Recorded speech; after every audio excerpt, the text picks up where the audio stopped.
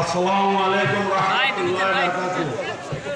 আউযু বিল্লাহি মিনাশ শাইতানির রাজীম। বিসমিল্লাহির রাহমানির রাহিম।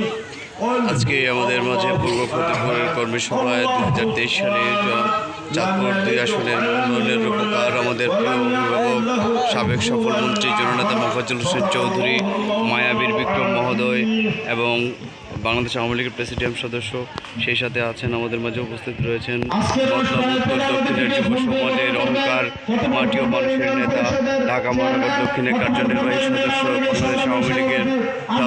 এই পর্যায়ে আমাদের মাঝে যে আমাদের আজকে আলোচনা সভায় উপস্থিত রয়েছেন আজমল চৌধুরীর নেতৃত্বে পূর্ব ফতেপুর ইউনিয়নে, তা এখানে বিশাল কর্মী সভার মিলন মেলা রয়েছেন। তো সবাইকে অভিনন্দন জানিয়ে